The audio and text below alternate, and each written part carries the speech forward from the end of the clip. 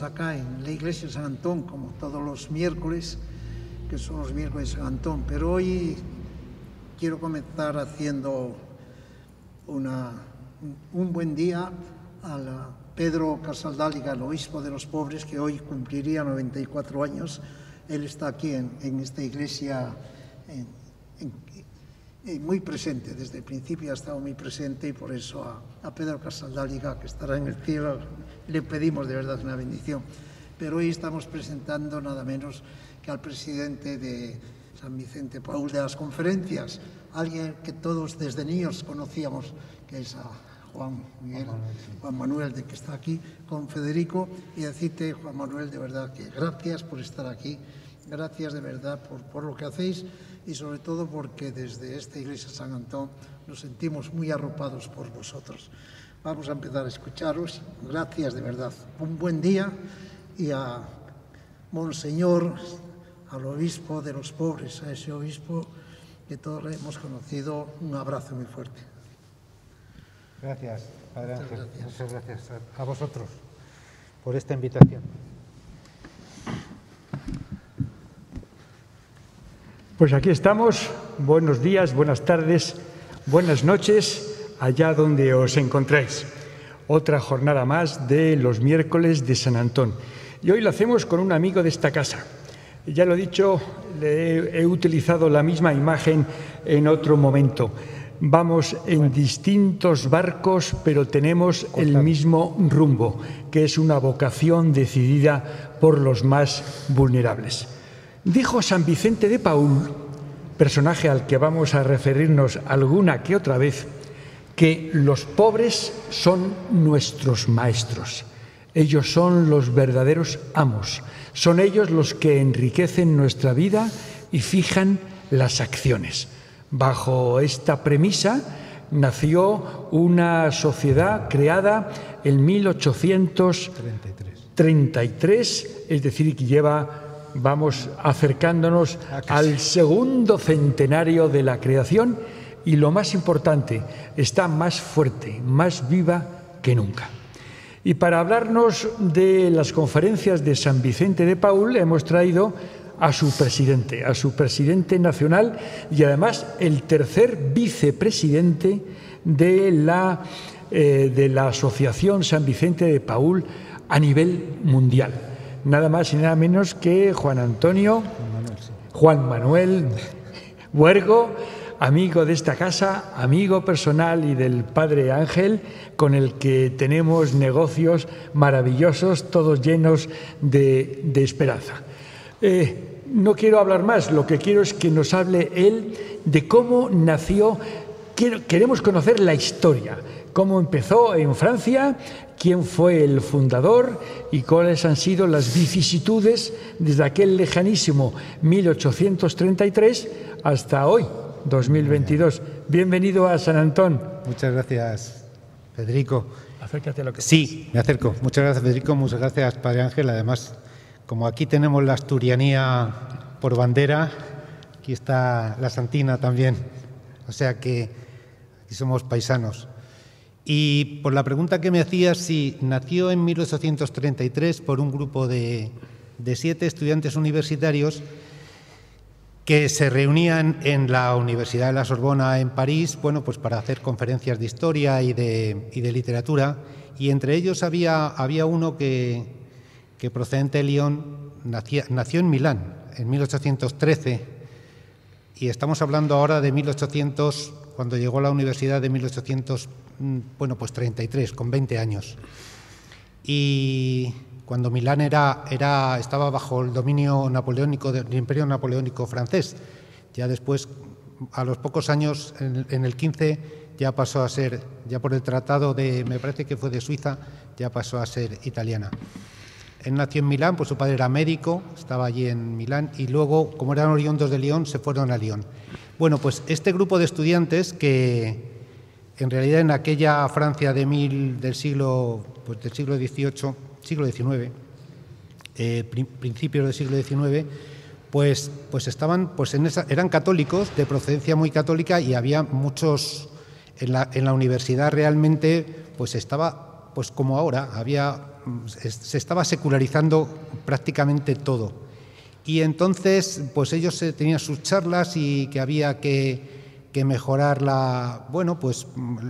los fieles y demás, pero llegó uno allí y dice: vosotros habláis mucho pero hacéis poco, porque mucho hablar, muchas charlas de que hay que rezar y demás, pero no hacéis nada. Y entonces eso a Federico Zanán, que fue el principal fundador, que le acaban de, que en la Jornada Mundial de la Juventud en 1994 el Papa San Juan Pablo II le proclamó beato. Ahora está en un proceso de pronta santificación, Dios mediante. Pues entonces reunió ahí un grupo de jóvenes de 7 y dijeron: bueno, pero nosotros tendremos que hacer algo, ¿no? Y empezaron a hacer un poco, como si dijéramos, pasaron de la oración a la acción. En realidad nuestro lema es oración y acción.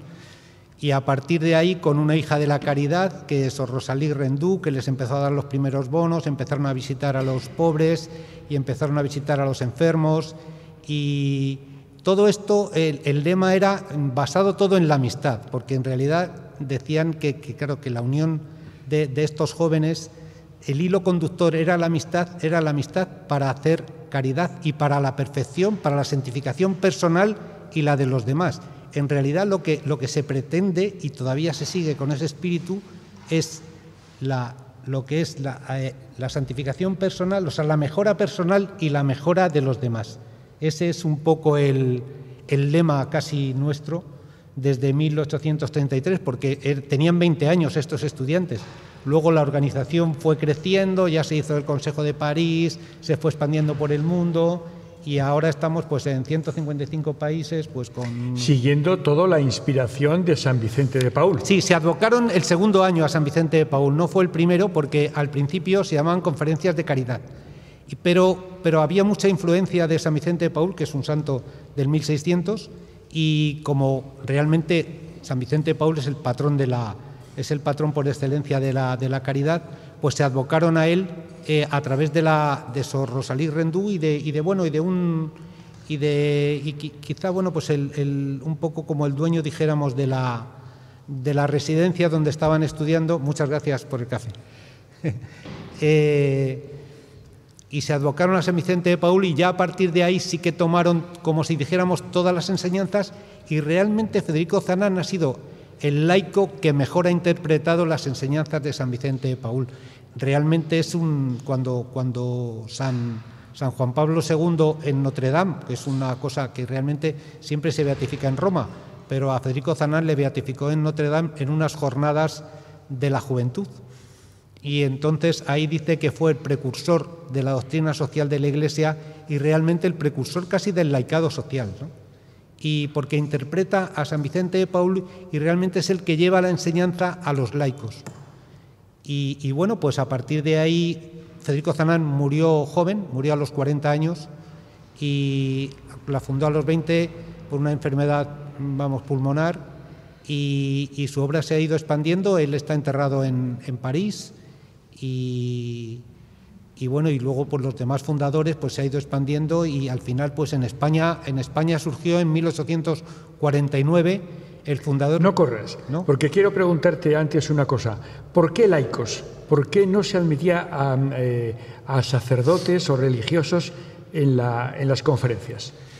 Bueno, siempre han sido, como si dijéramos, como conciliarios, pero realmente las conferencias siempre han estado, después ya han tenido sus sedes, pero siempre al principio nacieron en las parroquias como quizá el brazo de caridad de la primitiva Iglesia antes de que naciera Cáritas, que Cáritas también se funda a partir de personas de San Vicente de Paúl. En esos primeros momentos, las conferencias formadas por laicos lo que empiezan es hacer la caridad, en el sentido literal. Supongo que con el visto bueno de la Iglesia, que lo vería excepcionalmente complementario a sus acciones. ¿En qué consistían esos primeros actos? ¿Hospitales, alimentación, atención sanitaria, social? ¿Cómo era? Pues todo eso. Al principio en París pues iban a visitar presos, tenían y también lo que hacían era un poco fomentar un poco el trabajo. Siempre que a través de sus influencias intentaban también hombre, pues como si dijéramos ahora que se dice, colocar a la gente para que visitaban viudas, llevaban comida, atendían, pero claro, la misión, una de las misiones fundamentales era evangelizar, era bautizar, era casar por la Iglesia, era llevarles el Evangelio un poco, ahí estaban, ¿no? Llevando el Evangelio, que en realidad, claro, el mejor llevar el Evangelio es personalmente, pues eso es lo que iban. Y realmente evangelizar era un poco lo que se pretendía en esa Francia secularizada y llena de problemas, incluso hasta, bueno, cuando Ozanam se hizo catedrático de lenguas extranjeras, e incluso él siempre hablaba un poco evangelizando, incluso le pusieron así en su cátedra, le pusieron una pintada diciendo un poco como Monseñor Ozanam, ¿no? Un poco, ¿no? Como si fuera... Él estaba casado, tuvo una niña y eso es lo que hacían. Paseaban, subían a las guardillas y allí en la Francia de aquella época... Y no olvidemos qué nivel social y de vida habría en el París de aquella época. Nos quejamos de la actual situación en España, imaginaos la de principios del siglo XIX en Francia. La peste, ¿no? O sea, había muchos problemas de peste y realmente cuando Ozanam era muy prolífico porque escribía, tenía muchas cartas y vemos los problemas que tenían con el traslado de enfermos, con visitar los enfermos. O sea, realmente asoló en esa época hubo mucha peste en Francia y bueno, y tifus, y claro, porque el saneamiento no era bueno y había muchas enfermedades. Empezamos en estas condiciones, empiezan, supongo que recabando fondos, donaciones, etcétera, etcétera, y empieza a expandirse. Se asienta, cada vez captan más voluntarios. Esto me lo estoy imaginando. No, sí, si no es así, sí. ¿Me corriges? Sí. Y hablo además un poco para que te dé tiempo a darte un sorbito al café. Ahora lo que quiero preguntarte es cómo se produjo el primer salto de esa carta fundacional en aquella Francia que ya hemos descrito. ¿Cuál es el primer país al que saltan las conferencias de San Vicente de Paúl? Bueno, saltan enseguida a los colindantes, porque salta a Italia, por ejemplo, pues salta a Alemania, salta incluso a Inglaterra. Ozanam sabía 7 idiomas, o sea que era un niño un poquito prodigio en eso, con lo cual, era catedrático de lengua extranjera, ¿no? En la Sorbona. Y salta a Bélgica, salta a países del entorno, salta también a Portugal. En España llega en 1849. Llega tarde y ahora lo explicaré un poquito por qué, desde que se fundan en 1833. Se forman, supongo que delegaciones, sucursales en términos consejos bancarios, llamamos nosotros. Consejos, al mando de una persona delegada, haciendo en esencia exactamente lo mismo que se hacía en París en el momento fundacional. Claro, en realidad nosotros lo que pretendemos es que sea un grupo de amigos, porque sí, realmente que hagan esa caridad, ¿no? Caridad llamada caro de amor, ¿no? Esa llamamos caridad, que es una palabra que está ahora, con C mayúscula, con C bíblica casi. Con C bíblica, está bien eso, sí. Sí, y realmente un poco ahí, que nos veamos ahí, que nos veamos que podemos estar ahí, que realmente tratemos un poco al hermano como si nosotros estuviéramos ahí, ¿no? Porque en realidad esto nos puede pasar a todos. La vida es una ruleta y ahí estamos. A veces nuestra caridad también es transversal. Entre nosotros también nos tenemos que ayudar, porque esto no digo ayudar económicamente, materialmente, psicológicamente, ¿no? También. Bueno, la expansión sin matices, a todo el mundo, sí. de una forma exponencial. ¿Y por qué dices que se retrasó en la llegada a España? Bueno, la llegada a España fue una cosa bastante anecdótica, curiosa, porque aquí había un músico que se llama Santiago Masarnau, que le acaba de hacer el Papa Francisco Venerable hace un año.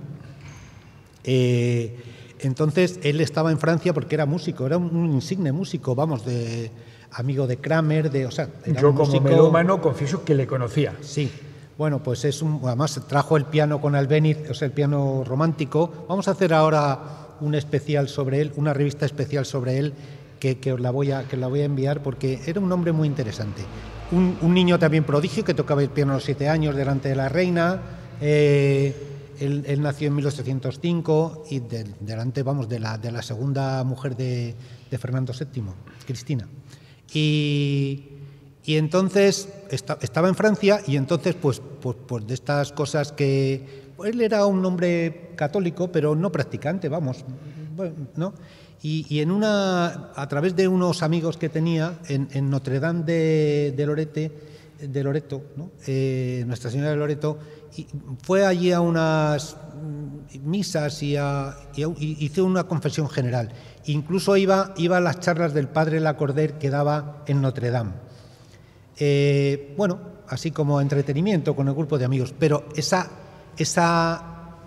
confesión general que hizo le transformó. Él dice, a mí me ha transformado la vida. O sea, esto realmente, yo ya soy otro. A partir de entonces, de la mano de Ausant, de un amigo suyo, que luego fue prior de los dominicos en Roma, le dijo, te voy a presentar a las conferencias de San Vicente de Paúl, que se acaban de formar, porque estamos hablando del año 36, 1836, se acaban de formar hacía 3 o 4 años, y entonces se ingresó en las conferencias de San Vicente de Paúl, le hicieron enseguida tesorero de San Luis d'Antin, de la parroquia de San Luis d'Antin, que está ahí en el centro, y estuvo ahí como unos 4 años en Francia. Y cuando vino a España, llamado por su hermano, porque se murió su padre, tuvo que venir a España, y entonces, claro, le decían desde París que formara las conferencias en España. Pero decía, pues yo, es que claro, aquí con todo, teníamos la reminiscencia de la Revolución Francesa. Todo lo que oliera a francés aquí en España en aquella época era todo o semimasónico. Claro, es que el fundador en España vivió las guerras napoleónicas con 10 años. Claro, claro. Hay que ponerlo en contexto, ¿no? Entonces, claro, todavía había aquí un poco como una versión a todo lo francés, aunque bueno, sí que tenemos una versión a todo, entonces que sí era masónico. Y luego traer aquí la caridad secularizada, porque aquí la caridad la hacía la Iglesia. ¿Cómo los laicos iban a hacer la caridad? Eso no era prácticamente inviable. Entonces decían, no, pero las tiene. Entonces ya vinieron a visitarle y tienes que formar las conferencias en España, tú ya conoces esto. Sí, ellos hacían así, pero... Y al final, bueno, pues ya le forzaron tanto que cogió a un amigo suyo del colegio, estaba aquí dando clase en un colegio de su hermano, porque él ya se reconvirtió, ya dejó la música, ya solo se dedicaba a la música sacra, ¿no? Y un gran músico, la verdad, es que Kramer, vamos, Mendelssohn, realmente además me decían a mí unas profesoras universitarias ahora de la Complutense y de Oviedo, además del Conservatorio de Oviedo, dice, es que musicalmente le tenéis abandonado un poco, ¿no? Y entonces les vamos a querer reivindicar, vamos a querer ahora hacer una escuela de música que se llame Santiago de Masarnau, y en fin, porque dice que es muy importante de Kramer, el último congreso que ha habido de Kramer en Polonia también, bueno, en fin. Y entonces al final ya tuvo que coger a un profesor de inglés y a otro amigo suyo y formó la conferencia de 3, que era lo mínimo, en la parroquia de San Sebastián, porque él vivía en Cedaceros, en Madrid, no sé si alguien conoce Madrid, es un sitio así como muy céntrico, muy cerquita de las Cortes, vamos, del Congreso de los Diputados. Y entonces la parroquia su parroquia era la de San Sebastián, la que está en la calle Atocha. Realmente ahí tiene una pequeña placa con su fecha de defunción, de nacimiento y defunción, como que estuvo allí, vamos, como aquí vivió, era sí, fiel de la parroquia esa, ¿no? Sí, y entonces al final pues ya hizo una conferencia de 3, pero claro, siempre con mucho miedo, pero luego al final, hasta que enseguida le dieron la licencia, a los poquitos años, la licencia civil y luego la eclesiástica. Secularizar la caridad y todo lo que viniera de Francia parecía que era una cosa así, una aberración, pero sí, al final se aceptó. Al final se aceptó. Es decir, que la chispa tardó en prender, pero finalmente prendió. Y lo que ocurrió al igual que ocurrió en Francia, es que se fueron expandiendo por las ciudades Madrid, Sevilla, sí, Barcelona. Claro, empezó la primera en Burgos, después, bueno, primero Madrid, que se hizo una en San Sebastián, porque eso lo hacíamos, y otra en la Almudena. La primera se extindió, la primera, bueno, estaban todo lo granado de la época. Bueno, la verdad es que realmente, no sé, es Segismundo Moret, todos eran de las conferencias. Ahora mismo Masarnau también fue el único músico el único músico del Ateneo, vamos, cuando se fundó el Ateneo, también él fue fundador del Ateneo, fue el único músico. Pero vamos, aquí muchas de las calles que ahora mismo vemos, casi todos eran de las conferencias de aquella época. Y Donoso Cortés, ¿no? O sea que bueno, era el embajador en Francia, y también le transformó Masarnau. Tiene un escrito que dice: yo veía a este hombre con su ejemplo y eso me transformó a mí. Decía yo realmente, bueno, pues ahí, pero luego le transformó el conde de Valdegamas. Por lo que dices, parece que quien ejercía esa caridad era la aristocracia cultural, la aristocracia militar, al principio, política, sí. Y tal.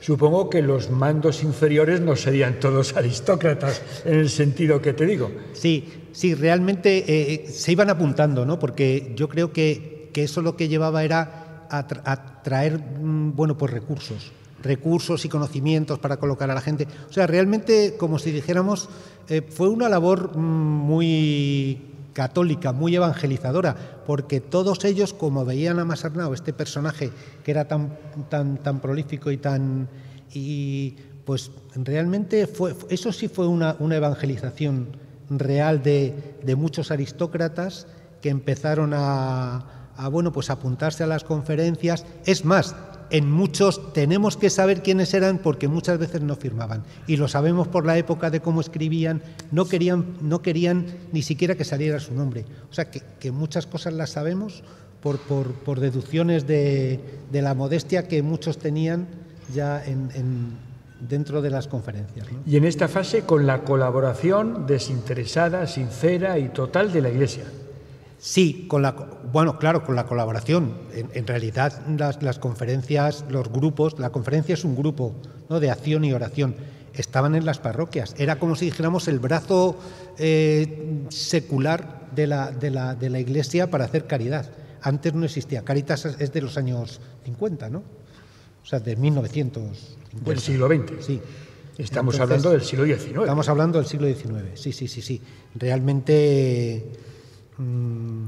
claro, era el brazo de caridad, y entonces, bueno, pues realmente sí que la organización, las reuniones, pero nosotros siempre nos hemos, como si dijéramos, autofinanciado para estas. Entre nosotros se pasa una bolsa, y entonces se cogen los recursos o se piden o demás, pero bueno, la Iglesia tampoco antes tenía el IRPF, tenía los recursos que tuviera, pero no iban destinados a las conferencias, ¿eh? Se expande y sobre todo se constituye de una forma estable en todo el mundo. Hemos cruzado el charco a América, hemos pasado al sur a África, hemos ido a Asia, y hoy San Vicente de Paúl, las conferencias están asentadas en todo el mundo. En torno a unos 50 y tantos, 153 territorios, porque hay algunos que son...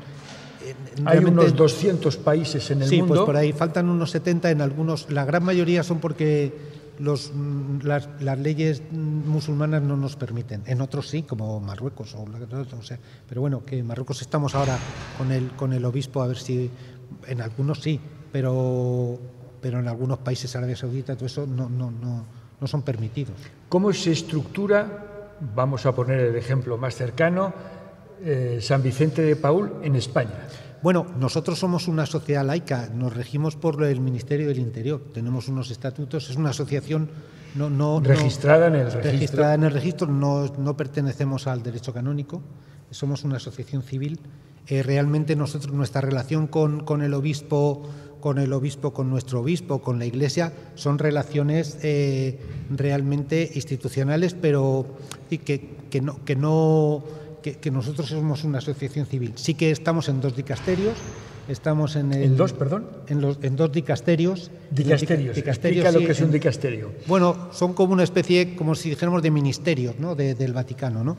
Y pertenecemos a 2 dicasterios, el de la familia y vida, y es que me acuerdo que antes era el Corunum, pero ahora se ha transformado estamos en dos. En logística, estrategia, algo así. Sí, y en el de la familia y vida fundamentalmente. Y luego estamos de oyentes en el dicasterio de comunicación, en el nuevo dicasterio que nos ha invitado el Papa Francisco a estar de oyentes. O sea, en realidad estamos en dos y en uno de oyente, que es en el de comunicación. Números. ¿Cuántos dirigentes, cuántos militantes y cuántos voluntarios? Bueno, a nivel internacional, esto ya sabes que siempre es muy difícil, ¿no? Nosotros pedimos siempre estadísticas, pero la gente ya sabes que es muy difícil, tenemos que hacer como estimaciones, ¿no? Pero bueno, sí que estamos pidiendo ahora, estamos reconstruyendo un poco las estadísticas y ahora ahora después del COVID vamos a ver cómo nos recomponemos un poco también. En realidad, en el mundo entero, nuestras cifras oficiales son en torno a 50.000 grupos, 50.000 conferencias, 48.000, 49.000 conferencias. Somos como unos 800.000 consocios. Nosotros no tenemos cuota, somos consocios de... ¿Son reales las de Madrid? Claro, bueno, en todo el mundo, claro, sí, es en todo el mundo. ¿No? Bueno, y luego como 1,5 millones de voluntarios. Sí, porque ten en cuenta que estamos en 153 países, a poco que estemos en cada uno. ¿Y en España y los números? En España aproximadamente somos entre voluntarios y consocios unos 5.000, aproximadamente 4.000 y pico, y estamos en todas las comunidades, no en todas las provincias, pero sí en el 80% de las provincias, en Canarias, incluidas las islas. ¿Y qué tipo de ayuda? En primer lugar, también te pregunto por el número de personas, de beneficiarios de la acción de San Vicente de Paúl. Comprendo que es una cifra aleatoria. Pero eso sí, porque eso sí que lo pedimos todos los años. Aproximadamente, entre rotaciones y demás, estamos en torno a unos 130.000 personas año. Sí, 130.000. Ahora un poco más, a veces un poco menos, pero en torno a 130.000. Hemos sido 130.000, cuento todo lo que es toda España, de atenciones en rotatorias, ¿no? Porque, bueno, siempre pues todos los que están apuntados a la bolsa del comedor, todos los comedores, la residencia, todos los que han pasado, que a veces son rotatorias. Es decir, que a lo mejor pues una persona, a lo mejor en un albergue nuestro, pues a lo mejor pasan al año 4 personas, contamos esas 4, ¿no? Y digo, sí, unos 130.000. ¿Podrías decirnos por bloques cuáles son los tipos de ayuda fundamental? Ya has citado comedores y residencias. Sí, ayuda a la mujer, básicamente también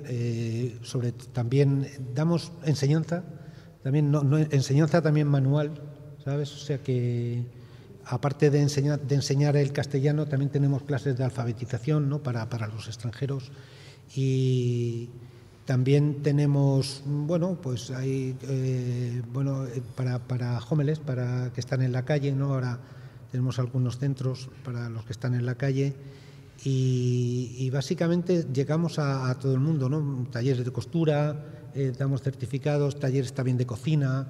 Bueno, un poco lo que queremos es también pues que sea la autopromoción, porque nos interesa que el que ha perdido así un poco todo, pues tenga algo también, damos el título, pues la autopromoción, si es posible, ¿no?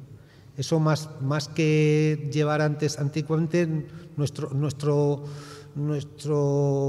fundamental fin era ir a la visita por las casas, ahora ya visitamos en las casas también, pero también en la calle, y intentar, también lo que hacemos, tenemos asesoría jurídica, ¿no? Pues para todos estos inmigrantes que no tienen... A veces no sé de quién hablas, si de San Vicente de Paúl, por eso digo, o de Mensajeros que realmente de la Paz. hacemos casi como si dijéramos lo mismo, y sí que, como decía Santiago Masarnau, nosotros no podemos medirnos por los kilos de comida que damos, ni por las mantas que facilitamos. Nosotros nos tenemos que medir un poco por las personas que atendemos personalmente, ¿no? Dice, porque eso no es un número que es medible, pero nosotros nos tenemos que... Y es cierto, ¿no? Si no hay cercanía y nos convertimos en un... Entonces, porque realmente, claro, aquí lo importante es evangelizar y tener cercanía con el que le hace falta, ¿no? Que realmente, porque realmente para dar comida, todo esto tendrían que ser las instituciones públicas las que lo hicieran. en realidad nosotros estamos un poco para dar ese paso un poco más allá de cercanía y de bueno, pues sí, buscar trabajo, todas estas cosas, pues eso está bien, ¿no? Y escuelas, ¿no? Y visitar a presos y todo esto, ¿no? Hemos omitido un aspecto importante, la relación que une a las conferencias de San Vicente de Paúl con la UNESCO. Bueno, bien, somos miembros de la ONU y estamos en el Consejo Económico y Social. Supongo, vamos, como conferencia de San Vicente de Paúl y también como familia vicenciana. Familia vicenciana está integrada por la Congregación de la Misión, las Hijas de la Caridad y luego algunas organizaciones como la Juventudes Marianas y la Medalla Milagrosa y la Asociación de Caridades. Esas son todas estas ramas pertenecen, como si dijéramos, a San Vicente de Paúl. Nosotros estamos advocados a San Vicente de Paúl porque somos una rama laica que no estamos dentro del derecho canónico. Nos advocamos 200 años después aproximadamente de que naciera San Vicente de Paúl, pero sí nos advocamos con su carisma y estamos como Sociedad San Vicente de Paúl, pero también estamos dentro de la familia vicenciana, tenemos representación, bueno, en el Consejo Económico y Social, pues ya sabes que trata los asuntos pues un poco de cómo está el mundo, ¿no? de la pobreza social, ¿no? La vulnerabilidad. Aspecto social, sí. Una pregunta incómoda. ¿Qué es prioritario para vosotros, la ayuda social o la evangelización? ¿O van ambas irremediablemente unidas? Claro, esta es la fácil, ¿no? Contestar la segunda. Pero, mira, pasa una cosa que a veces lo confundimos. Creemos que tenemos que dar tantos kilos, porque esto nos pasa siempre. Decía Masarnau, dice, como nos dediquemos solamente a dar comida y a dar, dice, la obra irremediablemente desaparecerá. Dice, no ante los ojos de los hombres, pero sí ante los ojos de Dios.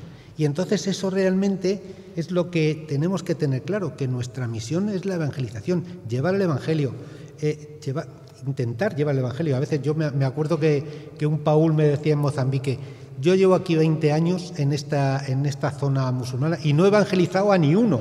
Me decía, sí, ¿sabes? O sea, que realmente a veces es muy difícil. Pero bueno, no lo sé, pero por lo menos ya te han conocido y... Y aunque no reconozcan la evangelización, claro, sí reconocen de quién han recibido la ayuda. Efectivamente, claro, eso es un poco, eso es.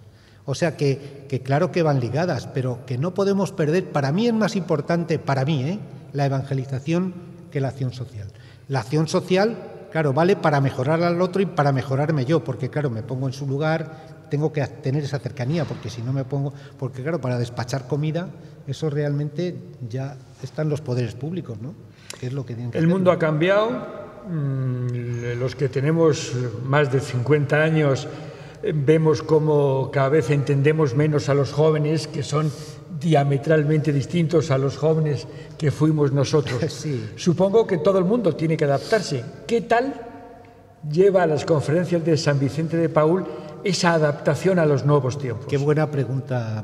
Esa es buena pregunta porque realmente siempre es una inquietud en toda la Iglesia, por nosotros de la juventud, ¿no? Y bueno, pues mira, estamos haciendo una labor desde abajo, una labor que, por ejemplo, en Sudamérica nuestras conferencias tienen muchas conferencias de jóvenes y en América Latina, incluso en América del Norte, pero aquí en Europa no hay tantas conferencias de jóvenes. Estamos realmente retomando eso y con algunos incentivos, pero claro, los jóvenes una vez que se meten con estudios ya fuertes, pero bueno, esto es un Guadiana, luego vuelven a aparecer. Lo importante es marcarles ahí un carisma, pero sí que hemos crecido estos 2-3 últimos años en grupos, grupo importante de jóvenes, sí. Tenemos ahí 3 o 4 grupos importantes y luego muchos voluntarios jóvenes que vienen ya para hacer obra social, concreto para obra social. Porque aquí nosotros diferenciamos lo que son consocios, quiero decir que hay como una especie de compromiso, y luego los voluntarios que vienen ocasionalmente pues a repartir comida o a hacer alguna, no sé. Y los consocios son un poco los que se forman en las conferencias, son los que organizan las obras sociales. Dame la dirección de San Vicente de Paúl para todo aquel que quiere y nos esté escuchando y viendo, quiera ponerse en contacto con vosotros. Bueno, pues la dirección es ssvp.es, Sociedad San Vicente de Paúl.es, ssvp.es, y también la dirección internacional ssvglobal.org. Y nosotros estamos aquí en Madrid, en la calle San Pedro, pero seguramente que muy cerquita de enfrente del Museo del Prado, pero también en otras provincias también se puede encontrar fácilmente nuestra dirección, metiéndose en la web. En la edición ya me procuraré yo poner las direcciones. Bueno, parece que nos hemos hecho una idea bastante aproximada de lo que es las conferencias de San Vicente de Paúl. Ahora quiero que nos hables de un proyecto que a mí me ha atraído enormemente por muchos motivos. Primero, porque vivo en la misma provincia. Se trata de las Casas de Guadalajara. Cuenta un poco la historia de cómo nació. Pues sí, se llama, bueno, sí, las Casas de Guadalajara, porque están en Guadalajara, más conocidas por las Casas de San Vicente. ¿Sabes? Casas de San Vicente. Sí, más conocidas por las Casas de San Vicente. Bueno, esto son 96 casas en 4 bloques que... 96 viviendas. Viviendas, sí, perdón, sí, viviendas en 4 bloques que realmente esos terrenos, como las conferencias allí se crean en 1870 en Guadalajara, y la condesa de Romanones, bueno, pues en su labor social que tenían antes, bueno, pues lo que tú decías, los aristócratas, cedió unos terrenos a las conferencias en torno a 1950, cosas así, para construir casas para pobres. Realmente eso es lo que pone, para necesitados, ¿no? Ahora quizá esa palabra... Nosotros siempre que hablamos de pobres, normalmente en los escritos nosotros los solemos poner con mayúscula, bueno, por una costumbre, ¿no? Así cuando escribimos. Y entonces, bueno, pues las conferencias, primero ya desde Madrid y desde Guadalajara empezaron a buscar fondos entre los propios de las conferencias y entre la gente para hacer la construcción de esas casas. Esas casas, en realidad... bueno, pues había gente muy necesitada en general. Pues se siguen cobrando así como poco importe, están entre los 10 y los 50 euros, 60 al mes. Es verdad que hay mucha gente que no paga y otra gente pues que sí, en fin. Y bueno, es una obra dura, es una obra muy difícil porque realmente es una obra bonita, pero es una obra muy complicada ahora mismo de mantener, porque realmente nosotros sí que pensamos que la proporción que proporcionar una vivienda digna está en las manos del Estado, porque eso lo dice la Constitución, lo dicen todos los partidos políticos, lo dicen todos, o por lo menos ayudar, por ejemplo, pues ayudar a las instituciones que lo hacen. Pero es verdad que recibimos muy pocas ayudas, por no decir nada, de la administración pública, y bueno, ahí se siguen manteniendo. Hay que remozarlas, hay que darlas un lavado de cara, porque realmente nosotros es verdad que en Guadalajara se han llevado durante estos más de 60 años. Hombre, yo he visto accidentalmente la escritura de donación de la condesa de Romanones, que firma en su nombre, fulanito de tal, no recuerdo el nombre, como gobernador civil de Guadalajara y jefe local del movimiento. Sí, era de los años 50. Claro. No nos hemos remontado, tiempos napoleónicos, pero casi. Nacieron estas casas, estas viviendas, con un ánimo rotatorio. Sí. Antes además has hablado tú también de algo rotatorio, de plazas en residencias, etcétera, etcétera. Sí, porque no eran... o sea, la vivienda no nace como para adjudicarla, no nacieron para adjudicarla definitivamente a las familias y que fueran... No, nacen para decir, bueno, pues hay que estar aquí un año como una cosa provisional, mientras que en un año pues si te recuperas, si no, pues no. O sea, en realidad no era el deseo de que se quedaran adjudicadas para siempre, porque eso, si fuera ese el deseo, se hubiera hecho así. Pero el deseo era un poco pues que los necesitados tuvieran un techo durante un tiempo y para luego que mejorar. Llegara a ese mismo techo a mayor número de necesitados. Efectivamente, sí. Incluso, bueno, pues cuando tú mejoras, pues en realidad lo suyo sería, bueno, pues dejarle a otra persona, ¿no?, necesitada, ¿no? Y con eso nació. ¿Qué es lo que pasa? Que siempre suceden abusos, pues que claro, pues en fin, no sé, estas cosas que se hacen de buena fe, pues a veces pues hay gente que, bueno, pues ya tiene otras viviendas y sin embargo se queda ahí, en fin, todas estas cosas que, bueno, que hay que mirarse bien los contratos de alquiler y todo esto, más que nada porque, claro, se pierde la labor social primitiva que era el germen de hacer viviendas rotatorias para las familias que estuvieran, pues que estuvieran 1 año, 2, 3, lo que fuera necesario, pero con un ánimo de no quedarse de por vida ahí. ¿Qué es lo que ha ocurrido? Esto no quiere decir que no se siga haciendo un bien excepcionalmente importante como resolver el problema de la vivienda a casi 500 personas que las ocupan. Pues sí, claro, sí, 500 personas. Después, aparte de eso, pues también se les atiende personalmente, pues con ropa, con comida y con la conferencia que los atiende personal. Está radicada en la parroquia de San Nicolás, la conferencia de San Nicolás, también los atiende a todos los que se acercan por allí con enseres, con ropa, con alimentos, con lo que se puede. Has tocado antes un tema, vamos terminando. La pregunta que te planteo ahora es difícil y complicada. Antes has dicho que las autoridades, el gobierno no presta excesiva ayuda, hay que pelear solos, lo sabéis vosotros, lo sabemos aquí nosotros desde Mensajeros de la Paz. De hecho, esto es así desde el punto de vista que para autodefinirse nos llamamos organizaciones no gubernamentales, para diferenciarlos de las gubernamentales, que son las que no funcionan. Es algo muy grave y no se conciencia ningún político en ese sentido. ¿Cómo es eso?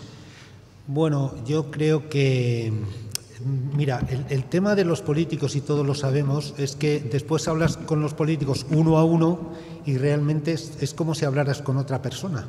Tú hablas institucionalmente, sí, no, porque claro, el partido van a decir, pero luego hablas con uno a uno, te tomas un café o estás en un... Pues sí, es verdad, hay que ayudar y tal, pero es que como comprenderás, si este presupuesto luego me dicen que no, luego quiero decir que eso es un poco lo que esos prejuicios que tienen los políticos, pues dentro de sus propios partidos o dentro de cuando es un alcalde, no, porque me van a decir que ayudo a este más que al otro y no sé qué. Pero realmente hablando con uno dice que qué buena labor social. Es verdad que después todos lo reconocen como persona, por eso personalmente no tenemos nada contra nadie. Y lo increíble es que los políticos no se meten en la ayuda social, aunque solo fuera por prestigio político. Sí, por prestigio. Fíjate lo que ha hecho el partido. Sí, porque a lo mejor dicen, pues a lo mejor esto me van a decir que sí, pero no porque hay otro. Ya sabes que eso es un poco complicado, ¿no? Este sistema un poquito así a veces es cainita entre los propios partidos. Otras veces están de acuerdo en todo, que eso también es así, ¿no? Y realmente con todos los políticos que hemos hablado, de Guadalajara, de la Diputación, todo el mundo cuando hablas uno a uno, todo el mundo lo reconoce, la buena labor, pero entre todos la casa sin barreras. Sí, porque en realidad es suya la competencia de vivienda es de la Junta. Nosotros es verdad que antes, esto lleva muchos años y antes no había estas competencias de vivienda, ni estaba la Constitución, aunque también estaban las viviendas sociales de aquellas de Franco, ¿no? Que no sé cómo se llamaban las casas, ¿no? La de la espiga, sí. Pero en realidad ahora ya sí que los poderes públicos, y está en todos los partidos, proporcionar casa al que no tiene es un derecho, pero luego en realidad, vale, si no tenéis vivienda o no hay vivienda social, por lo menos ayudar a quien la tiene a poder mejorar la vida, que tenéis muchos más medios de los que habitan, que son, oye, al fin y al cabo son ciudadanos. Esto lo tendremos que regalar el problema entre todos, ¿no? Porque afortunadamente hay una sensibilidad social diferente, y eso potencia a las ONG, que son las que llevan el peso mayor de hacer caridad en el sentido amplio, pero la verdad es que la salud actual de las ONG es excepcionalmente fuerte y la tendencia es a que se siga desarrollando. No es cierto lo que dices, hay una mayor sensibilidad social y eso es realmente gracias a eso sí que están cambiando un poquito las cosas, por lo menos creo que que por lo menos estamos en negociaciones, ¿no? Aunque luego no se llega a nada, porque aquí también se quería hacer un convenio con estas casas, presentamos un convenio hace 2 años, no, ahora el convenio no, sí, no, porque ahora ya se pasa el COVID, ya no sé qué, bueno, estas cosas que son largas y dicen, bueno, ya el que venga detrás que arregle esto, ¿no? Que esto es así, pero en fin. Bueno, hemos hablado, estamos ya recogiendo, de lo que son las conferencias de San Vicente de Paúl. Esto ha sido una conferencia de San Vicente de Paúl. Sí. Queremos agradecer al presidente su presencia aquí. Queremos agradecerle lo que nos ha contado y sobre todo queremos agradecerle la labor excepcional que valoramos en toda su medida. Como muestra de ese agradecimiento queremos hacerle entrega de 2 cosas. Una, del Banco de la Solidaridad. Es una reproducción de una estatua diseñada por el Papa Francisco de un sin techo durmiendo al raso bonito, sí, de la calle. Con la paloma, ¿no? Con una paloma ahí, ¿no? La paloma de Mensajeros de la Paz. Mensajeros de la Paz. Queremos que, muchas gracias. San Vicente de Paúl la tenga en una estantería para recordar a San Vicente de Paúl que somos asociaciones hermanas. Claro que sí. Fraternas, y muy fraternas. Y en segundo lugar, seguro que haremos además cosas juntos, si Dios quiere, a lo mejor en España y también en el extranjero, creo. Y en segundo lugar, el libro que el Padre Ángel editó, Un mundo mejor es posible. Si te lo regalamos es porque gracias a gente, a tipos como tú y a las asociaciones que tú presides, realmente podemos decir que un mundo mejor es posible, así un poco entre todos, ¿no? Yo creo que sí, que quizás sí. Pues muchas gracias. Creo que ha sido muchas gracias. Y cómo podemos ayudar a los más desfavorecidos, efectivamente, poniendo todos un poquito de nuestra parte, recursos y pues sobre todo tiempo. Muchas gracias. Gracias. Bueno, y os citamos para el próximo miércoles, en el mismo lugar, a la misma hora, con el mismo afecto y con el mismo interés para siempre. Los miércoles de San Antón, aquí desde la iglesia de San Antón, de la mano de Mensajeros de la Paz y del Padre Ángel. Muchísimas gracias por vuestra atención.